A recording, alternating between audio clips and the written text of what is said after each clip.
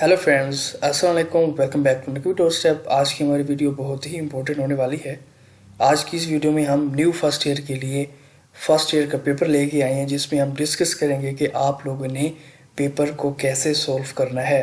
क्योंकि जब आप लोग आते हैं आप लोगों को पता नहीं होता कि यूएचएस की तरफ से पेपर कैसे आएगा, उसको सॉल्व कैसे करना है, कितना टाइम होता है और कौन कौन सी चीज़ें लिखनी है और कौन कौन सी चीज़ें नहीं लिखनी, और आप लोगों ने तैयारी कैसे करनी है यूएचएस के पैटर्न के अकॉर्डिंग। तो ये सारी चीज़ें आज की इस वीडियो में हम डिस्कस करेंगे। और आप लोगों से रिक्वेस्ट है, अगर आप चैनल पर न्यू हैं तो इसको सब्सक्राइब कीजिए। दोस्तों 45 एमसीक्यूज होते हैं, जिसके लिए 45 मिनट्स होते हैं। It means each MCQ carries only 1 minute. और जबकि आपके एसक्यू 9 एसक्यू होते हैं और इसके लिए आपके पास 135 मिनट्स होते हैं। 2 आवर्स एंड 15 मिनट्स बनते हैं और आपका हर क्वेश्चन 15 मिनट का है। ये क्वेश्चन 1 है, इसको आपने 15 मिनट में करना है। ये आपका क्वेश्चन 2 है, इसको भी आपने 15 मिनट में करना है। तो अपनी जो है डिजिटल वॉचेस आप लोगों ने साथ लेके जानी है। बल्कि डिजिटल वॉचेस तो अलाउ नहीं है, दूसरी वो जो सुई वाली होती है ना, नीडल वाली, वो आप लोगों को अलाउ होती है। वो आप यूएचएस के एग्जामिनेशन सेंटर में लेके जा सकते हैं। तो आप लोगों ने हर क्वेश्चन को उसका सूटेबल टाइम देना है। एक क्वेश्चन के ऊपर आपने 20 मिनट नहीं लगाने और किसी एक क्वेश्चन पे आप 5 मिनट लगा लें, इस तरह नहीं करना। और जैसा कि आप देख रहे हैं कि ये क्वेश्चन नंबर 4 है, describe the development of memory gland and mention any 4 congenital anomalies of memory gland. तो इसमें नेक्स्ट आप देख रहे हैं 3.5 एंड 1.5। इससे कम क्या मुराद है? हर क्वेश्चन 5 नंबर का है और ये डॉट से पहले जो ये फर्स्ट लाइन है कि डेवलपमेंट ऑफ मेमोरी ग्लैंड लिखें, ये 3.5 का है। और डॉट से बाद का ये क्वेश्चन जो है 4 कंजेनिटल एनोमलीज लिखें, ये 1.5 का क्वेश्चन है। इसका ये मुराद है, ठीक है। तो आपने ये नहीं करना कि डेवलपमेंट में आप 4 से 5 लाइनें लिख दें और 4 एनोमलीज को आप एक्सप्लेन करने लग जाएं। ये तो 0.5 का 1.5 का है एनोमलीज वाला, और डेवलपमेंट तो 3.5 की है। तो आप लोगों ने डेवलपमेंट को अच्छे से लिखना है कि मेमोरी ग्लैंड की डेवलपमेंट कहाँ कैसे है, फर्स्ट रिज कैसे बनती है, कहाँ से इसकी डेवलपमेंट स्टार्ट होती है और ये कंप्लीट कहाँ होता है, और इसकी डायग्राम भी आप लोगों ने ड्रॉ करनी है। और इसके अलावा इसकी जो नेक्स्ट 4 एनोमलीज होंगी, जिसमें वो निपल्स के रिलेटेड है और उसकी बॉडी के रिलेटेड है, जितनी भी एनोमलीज है, गैनाकोमेस्टिया है, एमेस्टिया है, एथीलिया, इसकी जितनी भी आपको एनोमलीज होंगी नज़र आएंगी वो आप लोग लिख सकते हैं। 4 है तो आप 6 भी लिख सकते हैं, जिसमें से आप 6 के नाम लिख दें और 4 को आप थोड़ा सा एक्सप्लेन कर लें कि एथीलिया से क्या मुराद है, पोलीथिलिया से क्या मुराद है। तो इस तरह की चीज़ें फिर आप बाद में लिख सकते हैं। ये 1.5 का क्वेश्चन होगा।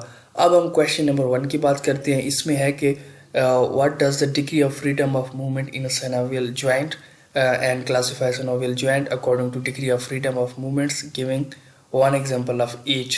ये आपका जनरल का क्वेश्चन है, जनरल एनाटॉमी जीए का क्वेश्चन है। एक क्वेश्चन आता है तो ये आपका जॉइंट्स का है। इसके अलावा जॉइंट्स का आपका ग्रॉस एनाटॉमी में भी क्वेश्चन आता है। जॉइंट्स के आपने एक तो आर्टिकुलर सर्फेसिस करनी है कि कौन सी आर्टिकुलर सर्फेसिस हैं, और उसके अलावा जॉइंट की टाइप कौन सी है, इलिप्सॉइडल जॉइंट है, हिंज जॉइंट है या साइनोवियल जॉइंट है, कौन सा जॉइंट है। तो उसकी आपने वैरायटी भी याद रखनी है और उसके ऊपर मूवमेंट्स कौन सी हो रही हैं। जैसा कि अब हिंज जॉइंट है, नी जॉइंट, इस पे कौन सी मूवमेंट हो रही है, फ्लेक्शन एक्सटेंशन हो रही है, और इसके लिगामेंट्स कौन से हैं। ये मूवमेंट, लिगामेंट्स, आर्टिकुलर सर्फेसिस, उसकी टाइप और उसके ऊपर मूवमेंट कौन सी हैं और उसकी नर्व सप्लाई क्या है, उसकी ब्लड सप्लाई क्या है, ये जॉइंट्स के रिलेटेड आपका क्वेश्चन है, ठीक है। इसके अलावा आपने हिस्टोलॉजी का कैसे करना है, जो आपकी मैम है या जो आपके सर हैं जो आपको पढ़ा रहे हैं, जो वो आपको प्रैक्टिकल की कॉपी बनवा रहे हैं, उस पर आपने डायग्राम्स ड्रॉ करनी है और उसके साथ जो आपने थ्योरी लिखनी है वही आपने करनी है। एग्ज़ाम से एक नाइट पहले आपने क्या करना है, वो डायग्राम्स आपने ड्रॉ कर लेनी है रफ सी, कि अगर ब्लैडर आ जाए तो इसमें मैंने इतनी वाल्स बनानी है, इतनी लेयर्स बनानी है, इसमें फिलाएँ एपिथेलियम मैंने ड्रॉ करनी है। इस तरह की चीज़ें आप लोगों ने पहले माइंड से सेट कर लेनी है, फिर आप ड्रॉ कर सकते हैं। अब क्वेश्चन 3 जो है स्पर्मियोजेनेसिस, तो इस तरह के जो क्वेश्चन है इनको आपने गौर से पढ़ना है। एक है स्पर्मेटोजेनेसिस और एक है स्पर्मियोजेनेसिस, ठीक है। ये दो अलग क्वेश्चन हैं। जो स्पर्मेटोजेनेसिस है ये एक होल प्रोसेस है जिसमें आप स्पर्मेटोगोनिया से प्राइमरी स्पर्मेटोसाइट, सेकेंडरी बनते हैं, स्पर्मेटिड्स बनते हैं, फिर स्पर्म्स बनते हैं। ये होल प्रोसेस जो है वो है स्पर्मेटोजेनेसिस। जो स्पर्मियोजेनेसिस है ये स्पर्मेटोजेनेसिस का लास्ट स्टेप है, ये उसमें से एक लास्ट स्पेसिफिक स्टेप है जिसमें स्पर्मेटिड्स स्पर्म्स में कन्वर्ट होते हैं। तो इसकी आपने डेफिनेशन लिखनी है और इसके इवेंट्स को आपने एक्सप्लेन करना है। और नेक्स्ट जो क्वेश्चन है बी, अब ये जो स्पर्मेटोजेनेसिस है या स्पर्मियोजेनेसिस, सॉरी, ये क्वेश्चन 3 मार्क्स का है। और जो एनोप्लॉडी है और उसके टेराटोजेनिक जो इफेक्ट्स हैं रेबुला वायरस के, ये क्वेश्चन 2 मार्क्स का है। तो इसके लिए ये है आप KLM पढ़ सकते हैं। इसके लिए ये आप KLM का एक टेबल है टेराटोलॉजी का, ठीक है। उसका एक टेबल है जिसमें आपको तमाम टेराटोजेंस मिल जाएंगे, कौन कौन से हैं, रेबुला वायरस है और फलां जो भी हैं उनके इफ़ेक्ट्स भी आपको मिल जाएंगे। जैसा कि इस क्वेश्चन में उन्होंने रुबुला का पूछा है, तो नेक्स्ट में वो किसी और का पूछ सकते हैं। तो इसलिए आपने ये टेबल सारा करना है जिसमें आपने रुबुला वायरस का भी करना है, बाकी तमाम जो टेट्रोजेनिक इफ़ेक्ट्स हैं ये कौन से हैं, कैसे होते हैं, ये इंपॉर्टेंट क्वेश्चन है, ये भी करना है। और इसके अलावा मेमोरी ग्लैंड की डेवलपमेंट हम पहले से डिस्कस कर चुके हैं। और इसके अलावा आपने KLM को लाजमी पढ़ना है क्योंकि आपकी क्लिनिकल क्वेश्चन भी आते हैं। ये आप MCQ भी आपके आएंगे और SAQ भी आपके क्लिनिकल आएंगे। ये क्वेश्चन 5 और 6 कम्प्लीटली क्या है, ये आपका है क्लिनिकल है। अब ये जो क्वेश्चन 5 है इसमें posterior root of brachial plexus पूछी है उन्होंने। तो ब्रेकियल प्लेक्सस आपने ड्रॉ भी करना है, वैसे ड्रॉ करना आता नहीं है सच, ठीक है, लेकिन आपको ड्रॉ करना आना चाहिए। और इसकी ब्रांचेस हैं, इसकी जो रूट्स हैं और इसकी कॉर्ड्स कौन कौन सी हैं और उसमें ब्रांचेस कौन कौन सी हैं, और उसके अलावा फिर उन नर्व्स के कोर्सेज आपने याद रखने हैं। और क्लिनिकली आपने याद रखना है कि अगर फिलहाल जैसे कि पोस्टीरियर कॉर्ड में कौन कौन सी नर्व हैं, जब वो कहेंगे पोस्टीरियर कॉर्ड डैमेज है तो इट मीन्स कौन सी नर्व्स डैमेज हो गई है और कौन सी उससे क्लिनिकली डिफॉर्मिटी बननी है। तो ब्रेकियल प्लेक्सस आपने BD से भी करना है और इसके अलावा आप इसके क्लिनिकल्स KLM से भी कर लीजिएगा। और BD में भी इसके बहुत इंपॉर्टेंट क्लिनिकल्स लिखे हैं, जैसा कि क्लम्की क्या है और पुलिसमैन स्ट्रिप क्या है, वेटर स्ट्रिप क्या है, तो वो आपने लाजमी करने, उसमें से एक क्वेश्चन लाजमी आता है, MCQ भी लाजमी आता है। और इसके अलावा ये नेक्स्ट क्वेश्चन है कि उसके साथ जो आर्टरी है वो इंजर्ड हो गई है पोस्टीरियर कॉर्ड के साथ, उसकी भी आप ब्रांचेस लिखें। तो भाई आपने फर्स्ट ईयर का जो सिलेबस है इसमें आपने मसल्स करने हैं, जिसमें मसल्स की नीचे क्वेश्चन आ रहे हैं मसल्स का भी, उस पर हम डिस्कस करते हैं। और आर्टरीज भी करने हैं, उसका कोर्स है, उसकी ब्रांचेस हैं ये। और वो जब आपको कोर्स आएगा तो आपको पता चल जाना चाहिए फिर कि फ़िलहाल जब होगा डैमेज पार्ट, फ़िलहाल पार्ट डैमेज होगा, इट मीन्स वहाँ से फ़िलहाल आर्टरी गुजर रही है तो इट मीन्स फ़िलहाल आर्टरी डैमेज हो जाएगी। तो आपने इस तरह तैयार करना है ख़ुद को एग्ज़ाम के लिए। और इसके अलावा ये पामर स्पेसेस का क्वेश्चन है, क्वेश्चन 6। और इसके अलावा ये पामर स्पेसेस भी आपने लाजमी करनी है।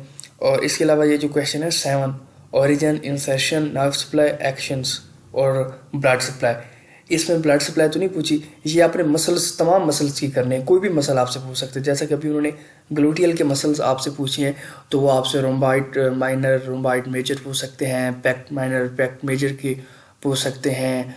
और इसके अलावा काफ मसल्स के पूछ सकते हैं, रोटेटर कफ के पूछ सकते हैं कि आप उसकी ब्लड सप्लाई लिखें, नर्व सप्लाई लिखें। और बाद का जो क्वेश्चन ऐसे पूरा आ जाए जैसे इस दफ़ा आया है, और हमारे टाइम इस तरह नहीं था कि आप ब्लड सप्लाई लिखें और उसके एक्शंस लिखें, इस तरह भी कह सकते हैं। और कह सकते हैं ओरिजिन और इंसर्शन लिखें और नर्व सप्लाई लिखें, या कह सकते हैं ओरिजिन, इंसर्शन और एक्शंस लिखें, ठीक है। या कहेंगे कि आप ओरिजिन, इंसर्शन और ब्लड सप्लाई लिखें। तो आपने मतलब ये सारी चीज़ें करनी है, origin, insertion, nerve supply, blood supply और इसके अलावा एक्शंस, ये आपने टेबुलेटेड फॉर्म में इस तरह आपने ये चीज़ें याद रखनी है। और क्वेश्चन 8 है, इसमें ये सारा सिनेरियो है फुटबॉल प्लेयर का है और उसकी बेसिकली नी जो जॉइंट है उसके लिगामेंट्स। तो जॉइंट्स के लिगामेंट्स मैंने आपको पहले भी कहे हैं, आपने याद रखनी है। एसईक्यू में भी आ सकते हैं, शॉर्ट क्वेश्चन में भी आ सकते हैं। ये तो पूरा लॉन्ग क्वेश्चन उन्होंने दे दिया है कि नी जॉइंट्स, ये देखें injured ligaments of knee joints in this scenario है, और name extra capsular ligaments of knee joints. तो नी जॉइंट्स के जितने भी लिगामेंट्स हैं आपने लिखने हैं इधर, और आपने मूवमेंट भी जॉइंट्स की करनी है। मैंने आपको पहले बताया जॉइंट्स के रिलेटेड जो चीज़ें मैंने बताई हैं वो आपने हर जॉइंट के साथ यही करना है, आपकी एनाटॉमी क्लियर हो जाएगी।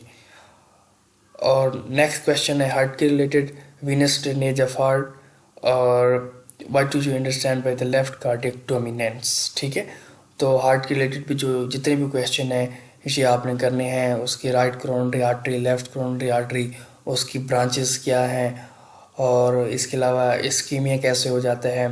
तो हार्ट के रिलेटेड भी क्वेश्चन एक आता है, तो लाजमी ये भी आप लोगों ने अच्छे से करना है। तो दोस्तों ये हमारी आज की गाइडेंस की वीडियो थी एनाटॉमी के पेपर के रिलेटेड।